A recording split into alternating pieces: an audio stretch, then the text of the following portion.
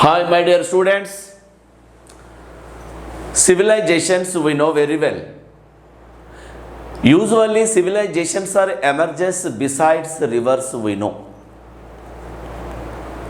సాధారణంగా నాగరికతలు అనేటువంటివి నదీలోయ ప్రాంతాలలో ఆవిర్భవిస్తాయి.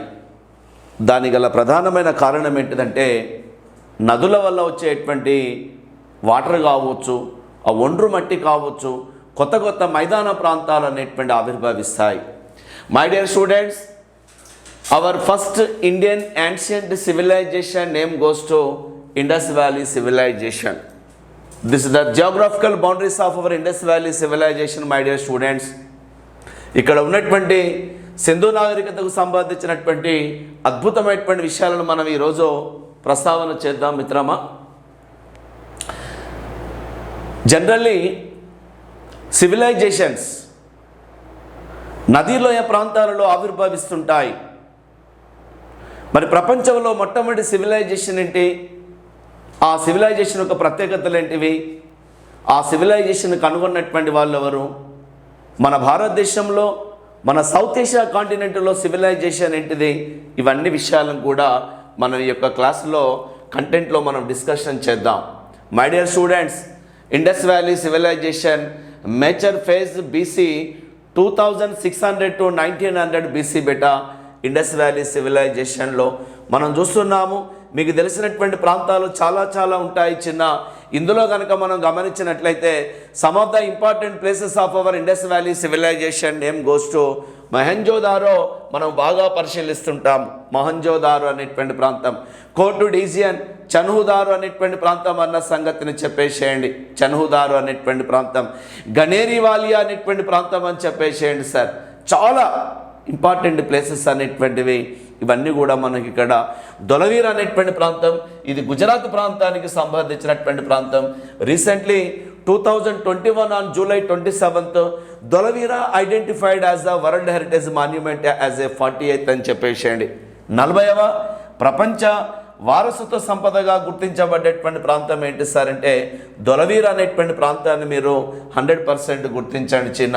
చూసిర్రా ఇక్కడ హరప్పా అనేటువంటి ప్రాంతం కావచ్చు, మొహెంజోదారో అనేటువంటి ప్రాంతం కావచ్చు, కోటి డిజియన్ అనేటువంటి ప్రాంతం కావచ్చు, చన్హుదారో అనేటువంటి ప్రాంతం కావచ్చు, ఆమ్రి అనేటువంటి ప్రాంతం కావచ్చు, అండ్ ఆల్సో వెరీ ఇంపార్టెంట్ చిన్న బాలాకోట్ అనేటువంటి ప్రాంతం కావచ్చు, and one of the important ఇంకా ఏంటి సార్ అంటే గాజీషా అనేటువంటి ప్రాంతాలు కావచ్చు. గాజీషా అనేటువంటి ప్రాంతం అని చెప్పేసేయండి. These are the places are located Pakistan in our west Pakistan region అన్న సంగతిని చెప్పండి. చూసారా, మన హరప్పా అనేటువంటిది బిడ్డ, హరప్పా అనేటువంటిది రావి నది ఒడ్డున వెలిసిందన్న సంగతిని చెప్పండి. ఈ మొహెంజోదారో అనేటువంటిది సింధు నది రివర్ ఒడ్డున వెలిసిందన్న సంగతిని చెప్పండి. దొలవీర్ అనేటువంటిది రాన్ ఆఫ్ కచ్ అనేటువంటి నది ఒడ్డున వెలిసిందన్న సంగతిని చెప్పండి సార్. ఇక్కడ అంటే రూపార్, ఈ రూపార్ అనేటువంటిది మన యొక్క రూపార్ అనేటువంటి ప్రాంతం ఏదైతే ఉన్నదో మన పంజాబ్ ప్రాంతానికి సంబంధించినటువంటిది. ఆ యొక్క బియాస్ అనేటువంటి రివర్ ఒడ్డున ఉంటుంది చిన్న బియా. ఇట్లా రాఖీ గారి అనేటువంటి ప్రాంతం తీసుకోండి సార్. రాఖీ గారి రీసెంట్లీ ఇటీవల కాలంలో రాఖీ గారి అనేటువంటి ప్రాంతాన్ని కనుగొన్నది ఎవరు సార్ అంటే అమరేంద్రనాథ్ అనేటువంటి ఆర్కియాలజిస్ట్. ఆ రాఖీ గారికి ఉన్న ప్రత్యేకత ఏంటంటే ఇట్స్ లొకేటెడ్ హర్యానా స్టేట్ అన్న సంగతిని చెప్పండి మిత్రులారా. Haryana state the biggest place of Indian places అన్న సంగతిని చెప్పండి. The biggest place of Indian places అన్న సంగతిని మనం గుర్తుంచుకుందాం సార్. ఇండియన్ ప్లేసెస్ సింధు నాగరికతలో మన భారతదేశంలో బయలుపడ్డ అతిపెద్ద ప్రాంతం ఏంటి సార్ అంటే రాఖీ గారి అనేటువంటి ప్రాంతం అన్న సంగతిని చెప్పండి. ఈ రాఖీ గారి అనేటువంటి ప్రాంతాన్ని అమరేంద్రనాథ్ అనేటువంటి పురావస్తు పండితుడు దీన్ని కనుగొంటాడు చిన్న. అమరేంద్రనాథ్ అనేటువంటి వాడన్న సంగతిని చెప్పండి. అమరేంద్రనాథ్ అనేటువంటి వాడు చాలా ఇంపార్టెంట్ సార్. ఇది మాత్రం మీరు చెప్పాల్సిందే. అమరేంద్రనాథ్ అనేటువంటి ఆర్కియాలజిస్ట్ అనేటువంటి వాడి యొక్క రాఖీ గారు అనేటువంటి ప్రాంతాన్ని కనుగొంటాడు మిత్రమా. దయచేసి మీరు ఇవన్నీ కూడా చెప్పేసేయండి. ఓకే, సో ఇంత పెద్ద సివిలైజేషన్ పైన మనం మాట్లాడుతున్నాం. మన సబ్ ఇన్స్పెక్టర్ ఆఫ్ పోలీస్, మన సివిల్ సర్వీస్ స్టాండర్డ్లో మనకు ఉన్నటువంటి సెంట్రల్ సైడ్ ఎగ్జామినేషన్లో ఈ యొక్క సివిలైజేషన్ పైన క్వశ్చన్స్ అడుగుతూ ఉంటాడు. కాబట్టి 100% మనము ఆన్సర్ తీసుకునేటువంటి ప్రయత్నం చేద్దాం మిత్రమా. ఓకేనా? Right my dear students.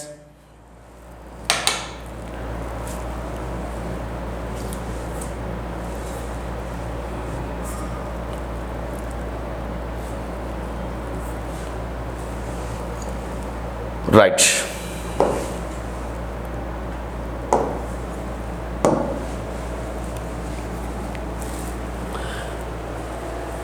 Now, civilizations.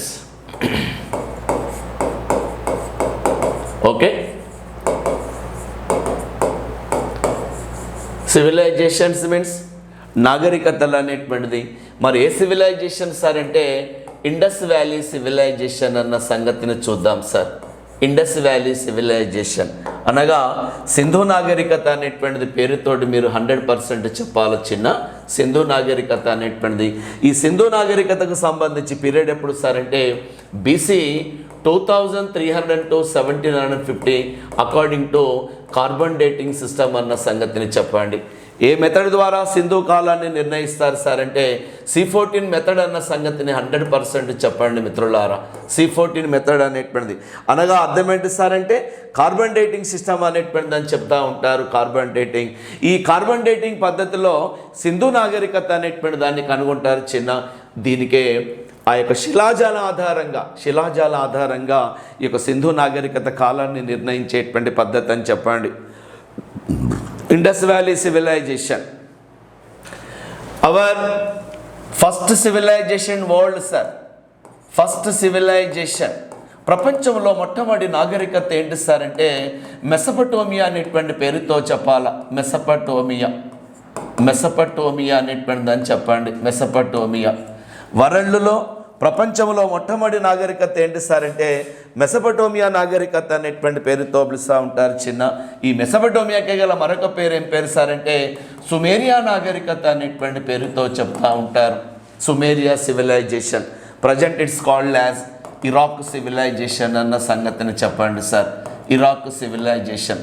ప్రస్తుతం మనం ఏ దేశ నాగరికతగా చెప్తారంటే ఇరాక్ దేశ నాగరికత అనేటువంటి చెప్తా ఉంటారు. The word Mesopotamia means origin between 2 rivers in the names of Euphrates and Tigris అన్న సంగతిని చెప్పండి సార్. యూప్రటిస్ అండ్ టైగ్రిస్ అన్న సంగతిని మనం కంపల్సరీ తీసుకుందాం సార్. యూప్రటిస్ మరియు టైగ్రిస్ అనేటువంటి 2 నదుల మధ్య ఏర్పడినటువంటి భూభాగాన్ని ఏమంటారు సార్ అంటే అదే మన యొక్క మెసపటోమియా అనే పేరుతో పిలుస్తారు sir. Between 2 rivers, please, between 2 rivers in the names of Euphrates and also Tigris అనేటువంటి సంగతిని చెప్పండి. 2 నదుల మధ్య ఏర్పడినటువంటి ప్రాంతాన్ని ఏమంటారు సార్ అంటే ఆ యొక్క మెసపటోమియా అనేటువంటి పేరుతో పిలుస్తూ ఉంటారు చిన్న. ఆ 2 నదులు ఏంటి సార్ అంటే ఒకటి యూప్రటిస్ అనేటువంటి ప్రాంతం కావచ్చు, రెండవది టైగ్రిస్ అనేటువంటి ప్రాంతాలు కావచ్చు.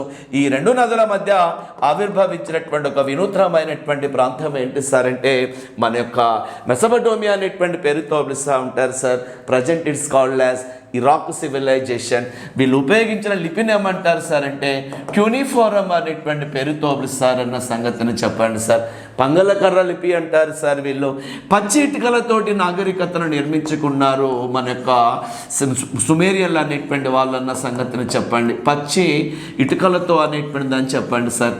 They prepared their habitations with wet bricks అన్న సంగతిని దయచేసి మీరు గుర్తుంచుకోండి సార్. వెట్ బ్రిక్స్ అనేటువంటి అన్న సంగతిని చెప్పండి.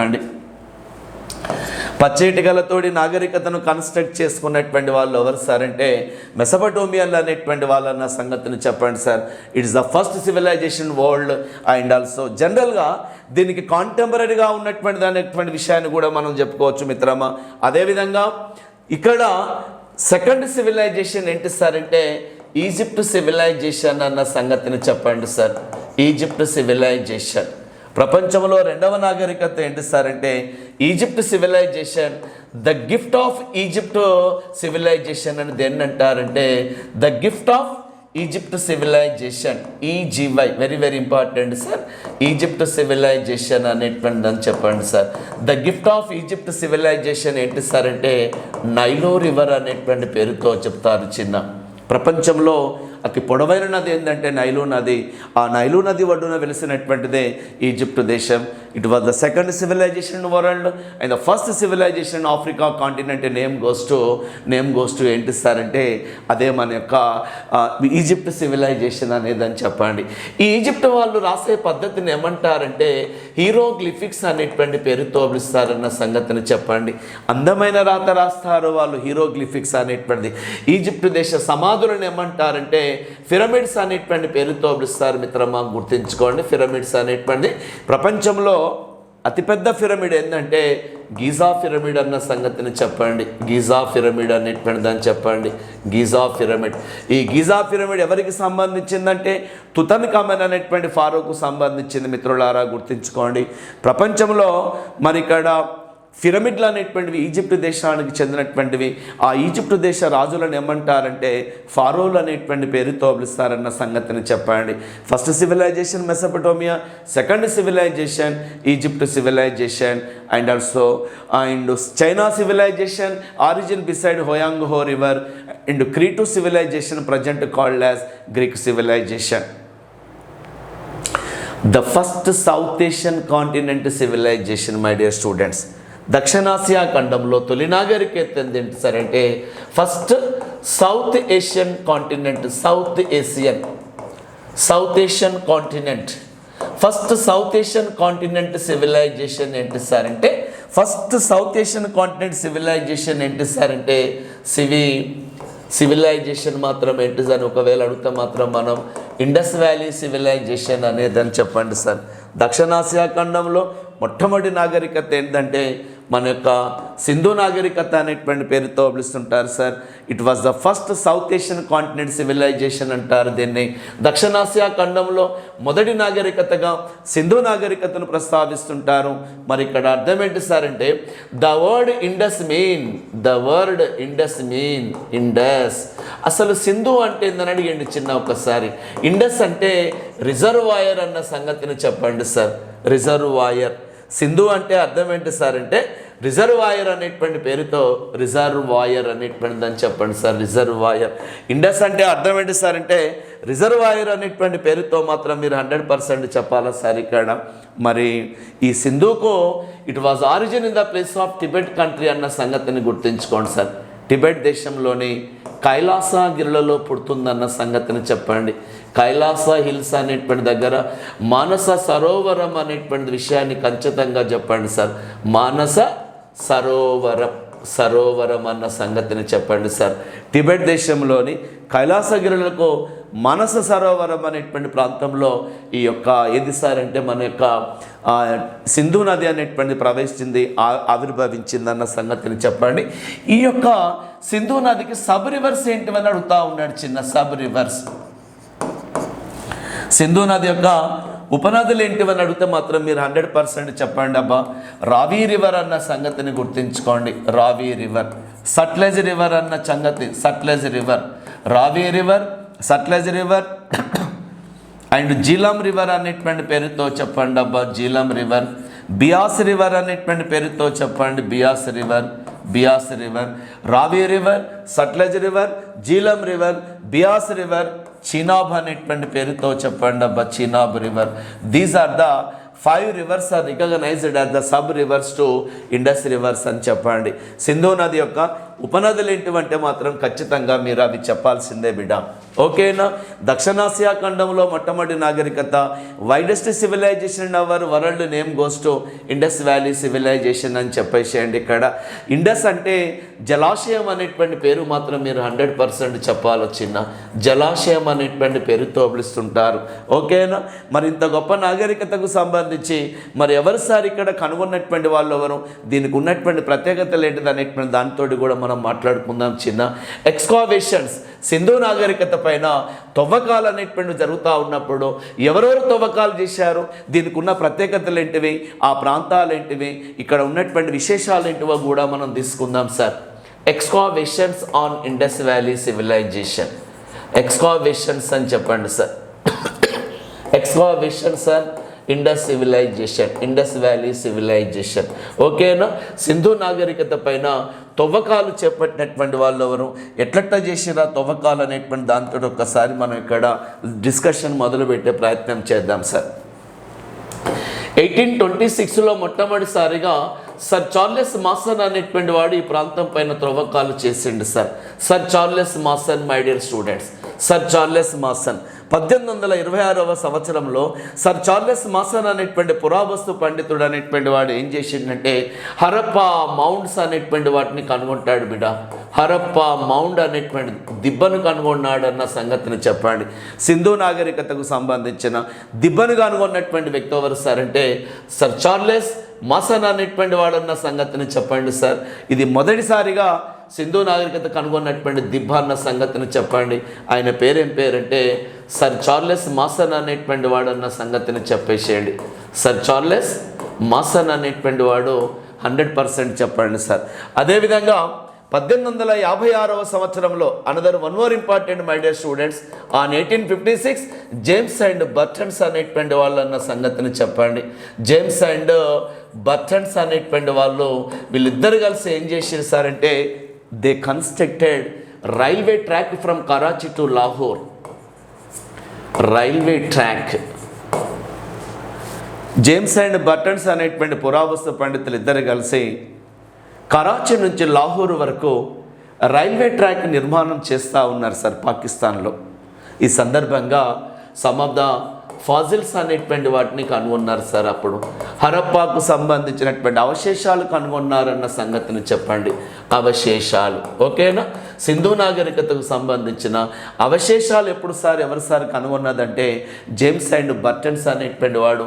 అక్కడ చార్లెస్ మాసన్ అనేటువంటి వాడు ఒక దిబ్బను కనుగొంటాడన్న సంగతిని చెప్పండి చిన్న. 1861లో అలెగ్జాండర్ కన్నింగ్హోమ్ అనేటువంటి వాడు ఏం చేస్తాడు సార్ అంటే అలెగ్జాండర్ కన్నింగ్హోమ్ చాలా చాలా ఇంపార్టెంట్ చిన్న. అలెగ్జాండర్ కన్నింగ్హోమ్ అనేటువంటి వాడు భారత పురావస్తు శాఖ అనేటువంటి ASI అనేటువంటి శాఖను ఏర్పాటు చేశాడు. Archaeological survey of India. ఈ మహానీయుడే 1876వ సంవత్సరంలో ఏం చేసిండు సార్ అంటే అలెగ్జాండర్ కన్నింగ్హోమ్ అనేటువంటి వాడే అలెగ్జాండర్ కన్నింగ్హోమ్ అనేటువంటి వాడు ఏం చేసిండు సార్ అంటే ఆ యొక్క ఇండస్ వ్యాలీ సివిలైజేషన్ పరివాహక ప్రాంతంలో తవ్వకాలు జరిపితే ఈ ఫౌండెడ్ 2 హరప్పా మౌంట్స్ అని చెప్పండి సార్. 2 హరప్పన్ మౌంట్స్ అనేటువంటి అంటే సింధు నాగరికతకు సంబంధించిన 2 దిబ్బలు కనుగొన్నటువంటి వ్యక్తి ఎవరంటే మాత్రం 100% మన అలెగ్జాండర్ కన్నింగ్హోమ్ అనేటువంటి వాడిని చెప్పేసేయండి. అదేవిధంగా అవశేషాలు కనుగొన్నటువంటి వ్యక్తి ఎవరు సార్ అంటే జేమ్స్ అండ్ బర్టన్స్ అనేటువంటి వాడు. అదేవిధంగా దిబ్బన్ Harappa Indus valley civilization mounts are founded by ఎవరు సార్ అంటే మౌండ్ కనుగొన్నటువంటి వ్యక్తి ఎవరిని ఒకవేళ క్వశ్చన్ అడిగితే మాత్రం 100% మనం చెప్పుదాం సార్ చార్లెస్ మాసన్ అనేటువంటి వాళ్ళు 100% ఇక్కడ గుర్తించే ప్రయత్నం చేయండి మిత్రమా. డియర్ స్టూడెంట్స్, 1826లో అండ్ 1856లో 1861లో 1876లో ఈ విధంగా తవ్వకాలు అనేటువంటి చేయటం అనేటువంటి జరుగుతూ ఉన్నది చిన్న. 1902 to 1928 బిట్వీన్ సార్ ASI అనేటువంటి డిపార్ట్మెంట్కు డైరెక్టర్ జనరల్గా అపాయింట్మెంట్ అయినటువంటి వ్యక్తి ఎవరని ఒకవేళ క్వశ్చన్ వస్తే డైరెక్టర్ జనరల్ ఆఫ్ ASI అని ఎవరిని అంటారు సార్ అంటే సర్ జాన్ మార్షల్ అనేటువంటి వారిని చెప్పండి మిత్రమా. సర్ జాన్ మార్షల్ అనేటువంటి వాడు. ఓకేనా?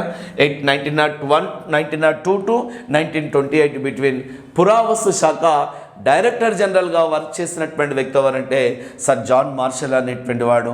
ఆయన సారథ్యంలోనే 1921-22లో ఇండస్ వ్యాలీ సివిలైజేషన్ కనుగొన్నాడు బిడ్డ. The great civilisation Indus valley civilisation discovered by discovered by name goes to mister sir John Marshall అన్న సంగతిని చెప్పండి. ఓకేనా? భారత పురావస్తు శాఖ డైరెక్టర్ జనరల్గా పనిచేస్తున్నప్పుడు 1921-22 మధ్యకాలంలో ఈ యొక్క సింధు నాగరికత అనేటువంటి దాన్ని కనుగొన్నాడు చిన్న. ఆ మహానీయుడు ఎవరు సార్ అంటే సర్ జాన్ మార్షల్. ఆయన కింద ఎంతోమంది డైరెక్టర్స్ పనిచేస్తూ ఉన్నారు. వాళ్ళ సూపర్విజన్లో అనేక రకాలైనటువంటి ప్రాంతాలు కనుగొన్నారన్న సంగతిని ఎక్స్కావేషన్స్ ఆఫ్ ఇండస్ వ్యాలీ అనేటువంటి 100% మీరు చెప్పాల్సిందే అన్నప్పుడు ఈ పేజీని మీరు 100% గుర్తుంచుకోండి. ఓకేనా? ఇంకా ప్రత్యేకత ఏంటి సార్ అంటే, ఇంకా ఒకవేళ క్వశ్చన్ అడిగితే మాత్రం 100% చెప్పేసాడు సార్. 1924లో 1924వ సంవత్సరంలో ఇండస్ వ్యాలీ సివిలైజేషన్ పైన సర్ జాన్ మార్షల్ అనేటువంటి వాడు ఏం చేసిండంటే, సర్ జాన్ మార్షల్ లండన్లో సర్ జాన్ మార్షల్ అనేటువంటి వాడు లండన్ వీక్లీ అనేటువంటి పత్రికలో బిడ్డ ఏ పత్రికలో పబ్లిష్ చేసిండు సార్ అంటే లండన్ వీక్లీ అనేటువంటిది అని చెప్పండి. లండన్ వీక్లీ అనేటువంటి పత్రికలో సింధు నాగరికత పైన పబ్లిష్ చేసినటువంటి వ్యక్తి ఎవరు సార్ అంటే sir John Marshall. Sir John Marshall published Indus valley civilisation information in London weekly journal in 1924 in London city అన్న సంగతిని చెప్పేసేయండి. ఓకేనా? Right my dear students, Sindhu నాగరికత యొక్క మెయిన్ ఆబ్జెక్టివ్స్ ఏంటివని అడుగుతూ ఉన్నాడు sir. The main objectives of Indus valley civilisations అని చెప్పేసాడు సార్. సింధు నాగరికతకు సంబంధించి ప్రధాన లక్షణాలు ఏంటివని అడుగుతూ ఉంటాడు బిడ్డ. ఇక్కడ మాత్రం మీరు 100% ఇవి గుర్తించేటువంటి ప్రయత్నం చేద్దాం బిడ్డ. ఓకేనా? సింధు నాగరికతకు సంబంధించి ఆ ప్రధాన లక్షణాలు ఏంటివని ఒకవేళ క్వశ్చన్ వస్తే మాత్రం మీరు 100% చెప్పేసేయండి. ప్రధాన లక్షణాలు అనేటువంటివి అని చెప్పండి sir. The main objectives of Indus valley civilisation my dear students. ఇక్కడ చూస్తున్నటువంటి అంశం ఏంటి సార్ అంటే, సింధు నాగరికతలో ప్రధానంగా వీళ్ళు ఏంటి సార్ అంటే అర్బన్ సివిలైజేషన్ అన్న సంగతిని చెప్పండి సార్. అర్బన్ సివిలైజేషన్ అనగా పట్టణ నాగరికత అనేటువంటి పేరుతో పిలుస్తుంటారు. టౌన్ ప్లానింగ్ సివిలైజేషన్, ఓకేనా? అండర్ డ్రైనేజ్ సివిలైజేషన్, అండర్ డ్రైనేజ్తో నిర్మాణం చేసినటువంటి నాగరికత. అంటే భూగర్భ వసతులతో నిర్మించబడ్డ సింధు నగరం ఏంటి సార్ అంటే భూగర్భ వసతులతో అంటే టౌన్ ప్లానింగ్ ఎలా ఉండాలంటే భూగర్భ వసతులతో ఉన్నది బిడ్డ. ప్రపంచంలో మొట్టమొదటిసారిగా అండర్ డ్రైనేజ్ సిస్టంతో నిర్మించబడ్డటువంటి నాగరికత కూడా ఏంటి సార్ అంటే మన సింధు నాగరికత అనేటువంటి సంగతిని చెప్పండి మిత్రులారా. In world first time our Indus Valley civilization was constructed with the under drainage town planning అనేటువంటి urban civilisation, under drainage civilisation, literacy civilisation అని కూడా చెప్పండి సార్. లిటరసీ సివిలైజేషన్ అనగా అర్థం ఏంటి సార్ అంటే అక్షరాస్యత నాగరికత అనేటువంటిది అని చెప్తారు. ఇక్కడ ప్రధానంగా ఏంటి సార్ అంటే ఇక్కడ ద బిగ్గెస్ట్ సివిలైజేషన్ వరల్డ్ అన్న సంగతిని చెప్పండి సార్. బిగ్గెస్ట్ సివిలైజేషన్ ప్రపంచంలో అతి పొడవైన అతి విశాలమైన నాగరికత ఏంటి సార్ అంటే ది వ్యాస్ట్ సివిలైజేషన్ ఏంటి సార్ అంటే ఇండస్ వ్యాలీ సివిలైజేషన్ అన్న సంగతిని చెప్పండి. Urban civilisation, under drainage civilisation, literacy civilisation, biggest civilisation, వీళ్ళకు ఉన్నటువంటి మరొకటి ఏంటి సార్ అంటే the worship god of Indus valley civilisation. Sindhu ప్రజలకు ప్రధాన దైవాలు ఏంటి సార్ అంటే మదర్ గాడెస్ అన్న సంగతిని చెప్పండి sir. Mother goddess dear students, mother goddess అనేటువంటిది పశుపతి అనేటువంటిది అన్న సంగతిని చెప్పండి. సింధు ప్రజలు ఆరాధించినటువంటి ప్రధాన దైవాలు ఎవరని ఒకవేళ క్వశ్చన్ వస్తే 100% మనం వీళ్ళకి ఆన్సర్ ఇద్దామబ్బా. ఒకటి ఏంటి సార్ అంటే మదర్ గాడెస్ అనేటువంటిది, పశుపతి అనేటువంటిది. ఈ రెండు రకాలైనటువంటి ఆనవాళ్ళు మనకు హరప్పాలో దొరుకుతూ ఉంటాయి, మొహంజోదారోలో దొరుకుతూ ఉంటాయి. వాటిని కూడా మనం తీసుకుందాం ఇక్కడ. రైట్ మై డియర్ స్టూడెంట్స్, ఇక్కడ సింధు నాగరికతలో ప్రధానంగా వాళ్ళు పూజించినటువంటిది ఏంటి సార్ అంటే the worshipped animal of our Indus valley civilisation sir. Worshipped animals అని ఒకవేళ ఎనిమల్ ఏంటి సార్ అంటే మాత్రం బుల్ అన్న సంగతిని 100% చెప్పండి. ఏ బుల్ విత్ హంప్, ఎద్దు మూపురంతో కూడుకున్నటువంటి ఎద్దు యొక్క చిహ్నం అనేటువంటిది ఇక్కడ ఉన్నదన్న సంగతిని చెప్పేసి వాళ్ళు దాన్ని పూజించేవాళ్ళు. వాళ్ళు పూజించినటువంటి చెట్టు పేరు ఏం పేరంటే రావి ట్రీ అనేటువంటిది అని చెప్తారు, నీమ్ ట్రీ అనేటువంటిది అని చెప్పండి సార్. రావి చెట్టు కావచ్చు, వేప చెట్టు అనేటువంటివి, ఈ రెండు కూడా పూజనీయ వృక్షాలు మన యొక్క సింధు నాగరికతలో అనేటువంటి సంగతిని చెప్పేసేయండి. రావి ట్రీ అనేటువంటిది, నీమ్ ట్రీ అనేటువంటిది అని చెప్తా ఉంటారు సార్. వర్షిప్ ట్రీ అనేటువంటిది అని ఒకవేళ క్వశ్చన్ వస్తే మాత్రం చెప్పండి. వర్షిప్ ఎనిమల్ అంటే చెప్పండి. వర్షిప్ గాడ్స్ అనేటువంటి వాళ్ళను ఇవి 100% తీసుకోండి సార్. సింధు నాగరికతలో మెయిన్గా మాత్రం గమనించినట్లయితే రివర్ గార్డ్ అని ఒకవేళ అడిగితే మాత్రం క్రొకడైల్ అని చెప్పండి. వర్షిప్ బర్డ్ అంటే మాత్రం పీజియన్ అన్న సంగతిని చెప్పండి. వీళ్ళు ఉపయోగించిన మెటల్ ఏంటి సార్ అంటే బ్రాంజ్ అనేటువంటి దాన్ని ఉపయోగించారు. కాబట్టి అందుకనే ఈ సివిలైజేషన్ ఏమంటారు సార్ అంటే బ్రాంజ్ ఏజ్ సివిలైజేషన్ అన్న సంగతిని చెప్పండి. Bronze age civilization. సింధు నాగరికతలో ఈ యొక్క ప్రజలు ఉపయోగించిన లోహం ఏంటంటే బ్రాంజ్ అనేటువంటి దాన్ని ఉపయోగించారు. కాబట్టి ఈ నాగరికతను ఏమంటారు సార్ అంటే కాంస్యయుగ నాగరికత అనే పేరుతో పిలుస్తారు. తామ్రయుగ నాగరికత అనేటువంటి పేరుతో పిలుస్తారన్న సంగతిని చెప్పండి. తామ్రయుగ నాగరికత, కాంస్యయుగ నాగరికత, బ్రాంజే సివిలైజేషన్, ఇట్లా రకరకాలైనటువంటి పేర్లతోటి సంబోధిస్తుంటారు మిత్రులారా. 100% గుర్తుంచుకోండి. ఓకేనా? Our Indus valley civilization belongs to bronze civilization till they don't know about the metal of iron. ఇంకా వీళ్ళకు తెలియనటువంటిది ఏంటి సార్ అంటే ఇనుము గురించి పెద్దగా వాళ్ళకు అంత పరిజ్ఞానం తెలియదన్న సంగతిని చెప్పండి sir. The main objectives of Indus valley peoples first time they founded the knowledge of metallurgical. లోహాలను కరిగించేటువంటి జ్ఞానాన్ని కలిగి ఉన్నారు మన సింధు ప్రజలు. ప్రపంచంలో మొట్టమొదటిసారిగా లోహాలను కరిగించి వస్తువులను తయారు చేసేటువంటి వాళ్ళు బ్రాంజ్ మెటల్స్ అనేటువంటిది. It's the first mixed metal by human being with copper and tin అని చెప్పండి. రాగి మరియు తగరంతో కలిపి తయారు చేసే వచ్చినటువంటి లోహం పేరు ఏం పేరంటే కాంస్యం అనేటువంటిది. కంచు అనేటువంటిది. ఆ కంచు అంటే లోహాలను కరిగించే పరిజ్ఞానాన్ని కూడా ఈ సింధు ప్రజలు అనేటువంటి వాళ్ళు కలిగి ఉంటారు మిత్రమా. ఆ లోహశాస్త్రాన్ని ఏమంటారంటే మెటలర్జికల్ నాలెడ్జ్ అనేటువంటి పేరుతో, మెటలర్జీ అనేటువంటి పేరుతో పిలుస్తారన్న సంగతిని చెప్పండి. Metal farming units are founded in the place of Harappa city అన్న సంగతిని కూడా మనం గుర్తించే ప్రయత్నం చేద్దాం సార్. ఓకేనా?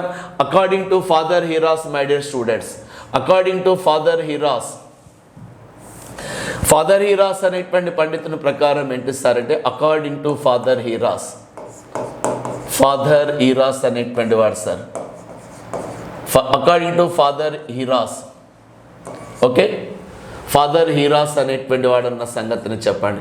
ఫాదర్ హీరాస్ అనేటువంటి పండితుని ప్రకారం మన సింధు ప్రజలు అనేటువంటి వాళ్ళు ఏ జాతి వాళ్ళు సార్ అంటే ద్రవిడియన్ జాతి వాళ్ళు అన్న సంగతిని చెప్పండి మిత్రులారా. ద్రవిడియన్ జాతి అని చెప్పండి.